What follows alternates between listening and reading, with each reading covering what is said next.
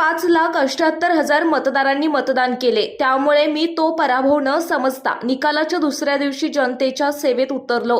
पदावर नसताना 1,638 कोटी रुपयांची कामे मतदारसंघात आणली। हडपसरमधील मतदारांनी मला गेल्या वेळी आघाडी दिली होती। आजही येथील मतदार माझे स्वागत करीत असून यावेळी ते मला 70,000ची आघाडी देतील असा विश्वास शिरूर लोकसभा मतदारसंघातील महायुतीचे उमेदवार माजी खासदार शिवाजीराव आढळराव पाटील यांनी व्यक्त केला। हडपसर मतदारसंघातील शिवसेनेच्या शिंदे गट वतीने शिरूर लोकसभा मतदारसंघाच्या निवडणुकीच्या पार्श्वभूमीवर महमदवाडी येथे पदाधिकारी मेळावा आयोजित केला होता।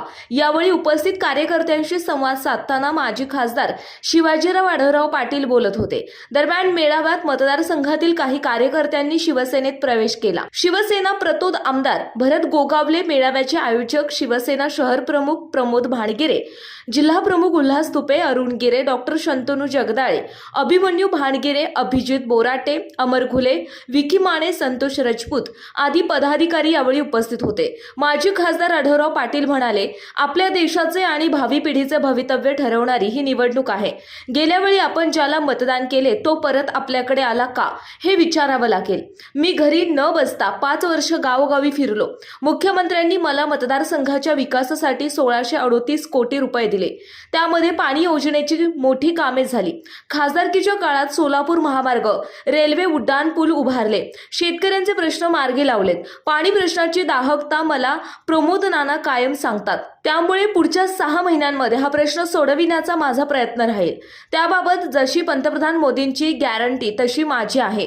भरत गोगावले म्हणाले, महायुतीतील 3ही नेत्यांच्या संमतीने शिरूरमधून आढळराव पाटलांची उमेदवारी जाहीर करण्यात आली आहे। सगळीकडे संभ्रमावस्था आहे, मात्र ही केवळ ॲडजस्टमेंट आहे। आढळराव यांच्याबाबत सर्वांना माहीत आहे। सध्याचे खासदार 5 वर्ष कोठे होते असे मतदार आता विचारत आहेत। मोदींना पुन्हा पंतप्रधान करायचं आहे, ते होणारही आहेत, मात्र शिरूरसह महाराष्ट्रातून 45 आकडा आपल्याला द्यायचा आहे। आपल्याला कामे करणारा की घरी बसणारा खासदार पाहिजे हे आपल्याला ठरवायचं आहे। ते ठरवून हडपसरमधून सर्वाधिक आघाडी मिळेलच।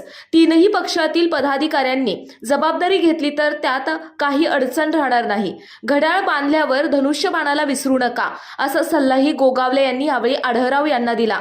शहर प्रमुख प्रमोद नाना भाणगिरे म्हणाले, आढळराव पाटील शरीराने तिकडे असले तरी मनाने शिवसेनेत आहेत, हे विसरून चालणार नाही। मोदींना पुन्हा पंतप्रधान करण्यासाठी महायुतीच्या उमेदवारांना विजयी करण्याची जबाबदारी मुख्यमंत्री एकनाथ शिंदे यांनी उचलली आहे, ती आपण सर्वांनी पूर्ण करायची आहे। 15 वर्षात न झालेली विकास कामे पूर्ण करण्यासाठी त्यांच्या माध्यमातून सुमारे 250 कोटी रुपयांची कामे हडपसर मतदारसंघात सुरू आहेत। विविध जाती धर्मातील नागरिकांसाठीही त्यामुळे काम करता येत आहे। संधी मिळाली आणि समाजामध्ये एक चांगली किंमत मिळाली।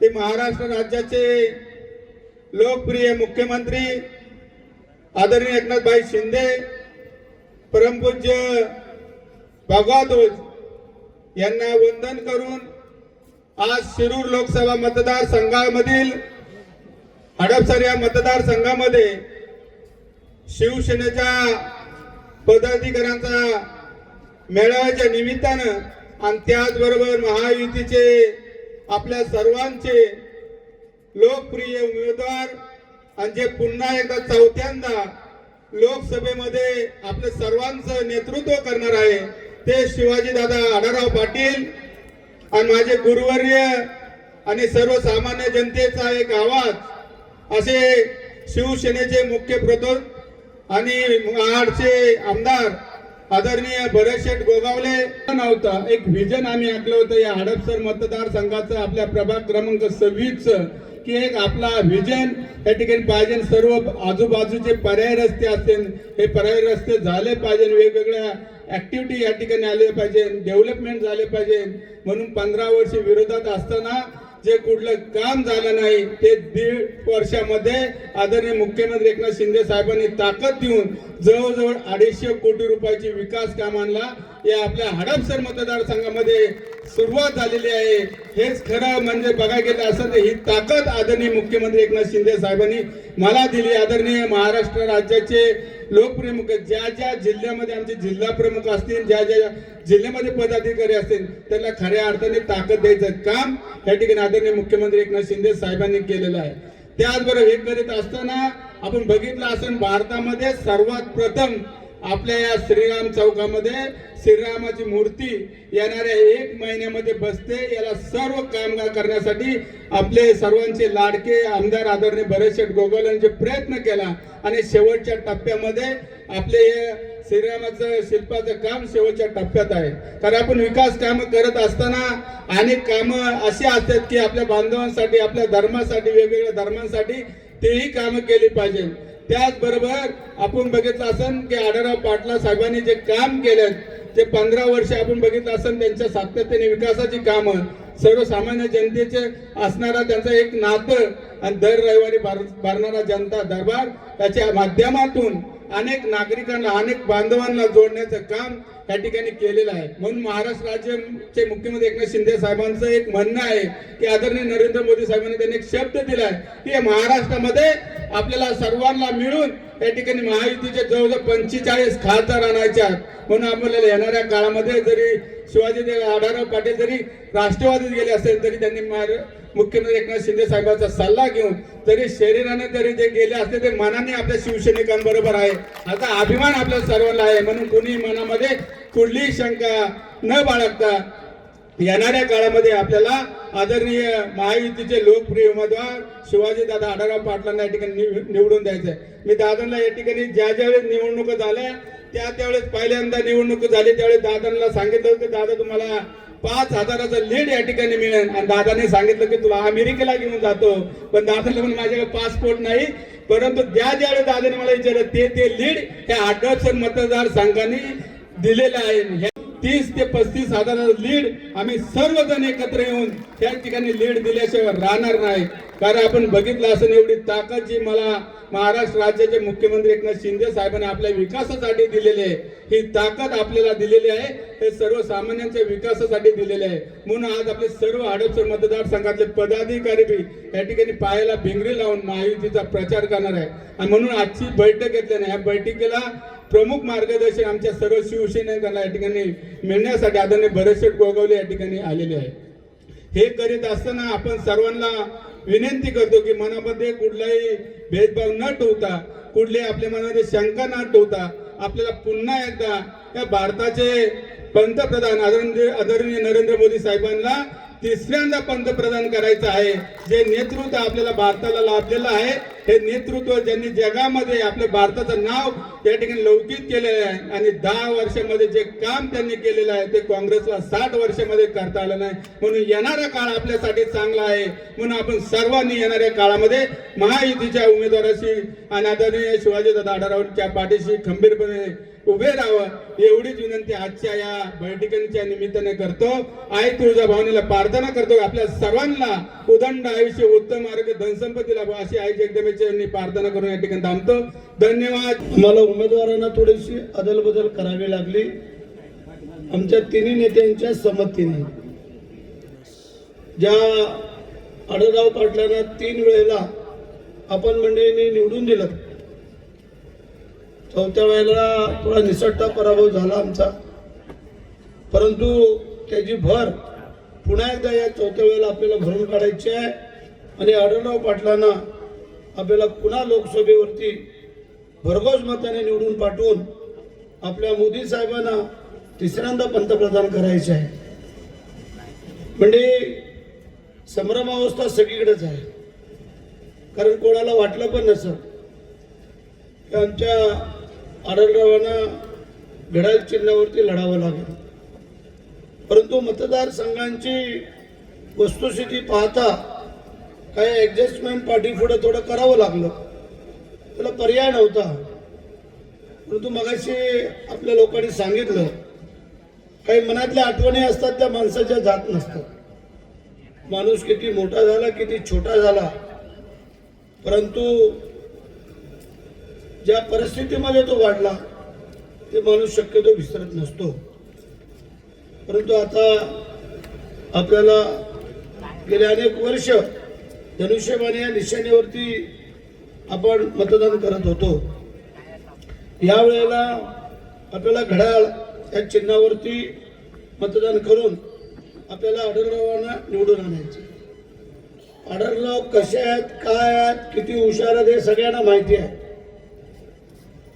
आताचे सध्याचे असणारे खासदार त्याबद्दल या संपूर्ण मतदारसंघामध्ये तुमच्या हडपसरला किती वेळा आले असतील आम्हाला काय माहिती नाही, परंतु त्यांच्या पूर्ण मतदारसंघामध्ये हे जे काय मागचे खासदार आहेत त्याबद्दल काही लोकांनी कमेंट टाकल्या की 5 वर्ष तुम्ही होतात कुठे. तसं आढळरावांचं नव्हतं, त्यांचा अजूनही जनता दरबार परवा आम्ही पाहिला की आढळरावांचा जनता दरबार पुन्हा सुरू झालेला आहे. असो, आपल्याला कुठल्याही परिस्थितीमध्ये पंतप्रधानांना मोदींना जर पंतप्रधान करायचं असेल तर आढळरावांना आपल्याला निवडून आणावंच लागेल. त्याचं कारण एक एक शिलेदार महत्वाचा आहे. पूर्ण देशामधून किती लोक निवडून येतील, काय येतील हे प्रत्येक जण सांगू शकतो, परंतु आम्हाला आमच्या महाराष्ट्रामधून किती लोक निवडून येतील हे सांगायचं आहे. आपले मुख्यमंत्री असतील, आपले दोन्ही उपमुख्यमंत्री असतील, आपले काही नेते मंडळी असतील, या सगळ्यांचा एकच नारा आहे, 45 पार, अबकी बार 45 पार. आणि त्या 45 मध्ये या शिरूर लोकसभा मतदारसंघातून आपल्याला आढळरावांना पाठवायचं आहे, हे लक्षात ठेवा. कारण लोकांना सामोरं जाणारा, लोकांच्या अडीअडचणी समजून घेणारा, ज्या लोकसभेमध्ये आपल्या मतदारसंघाचे विचार मांडणारा, आणि आता या 1.25 वर्षाच्या कालखंडामध्ये आपलं नवीन सरकार आलं, शिंदे साहेबांच्या माध्यमातून.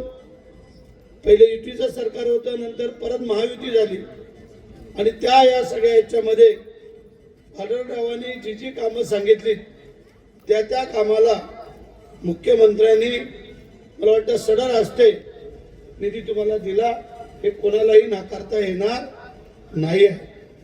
मग आता आम्हाला काय पाहिजे? आम्हाला लोकांची कामं करणारा खासदार पाहिजे, आम्हाला लोकांना सामोरं जाणारा खासदार पाहिजे, आमच्या लोकांच्या सुखदुःखात उभा राहणारा खासदार पाहिजे, का तिकडे घरी बसणारा खासदार पाहिजे. आणि हे आता आपल्याला लक्षात ठेवायचं आहे. एकदा चूक झाली मागची, आता परत चूक होता कामा नये. मागच्या वेळेला 14ला आपण भारतीय जनता पार्टी आपण एकत्र लढलो, 19ला लढलो, पण या वेळेला आपण 3 पक्ष एकत्र लढतोय. आपली शिवसेना, भारतीय जनता पार्टी आणि राष्ट्रवादी काँग्रेस. अजित दादा का, कारण थोडं संभ्रम निर्माण होतो लोकांना. तर ज्या उमेदवाराला घड्याळ ही निशाणी दिलेली आहे, त्या घड्याळाच्या समोरचं बटन दाबून, तुमची किती तारखेला निवडणूक आहे? 13 मे. मग आम्हाला संधी आहे परत, कारण 7 मेला आमची कोकणातली निवडणूक संपते. त्यानंतर आम्हाला काय 4-5 दिवस मिळतील.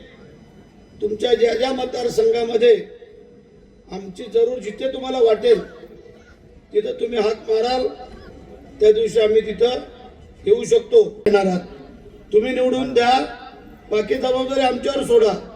कारण आम्ही त्यांच्यासाठी जर मतं मागत असू तर उद्या एखादा कुठला प्रसंग आला तर त्या आम्ही पण तुम्हाला सहकार्य करू, हा तुम्हाला आमचा शब्द आहे.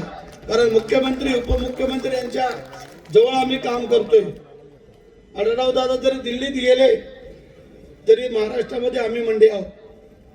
पण तिकडे दिल्लीतून त्यांना काय हालचाल करायची त्यांना करू द्या, पण या मतदारसंघांना आम्ही मंडी आहोत. इथले आपले आमदार आहेत, आपली सर्व पदाधिकारी कार्यकर्ते आहेत. या सगळ्यांनी जर जबाबदारी घेतली तर तुम्हाला कोणालाही अडचण भासणार नाही आहे. पुण्याच्या पूर्व भागातील 1938 पासून ग्राहकांना गुणवत्ता व सेवेची हमी असलेले अग्रवाल स्वीट्स म्हणजे नुसती परंपरा नाही तर चोखंदळ खवयांसाठी मेजवानी आहे. स्वर्गीय मुन्नालाल अग्रवाल यांच्या प्रदीर्घ वारसा सांभाळत अग्रवाल कुटुंबियांनी स्वीट्समध्ये ग्राहकांची गरज ओळखून अस्सल तुपातील पदार्थ आणि तत्पर सेवेचा वारसा जपत फूड क्षेत्रात नाव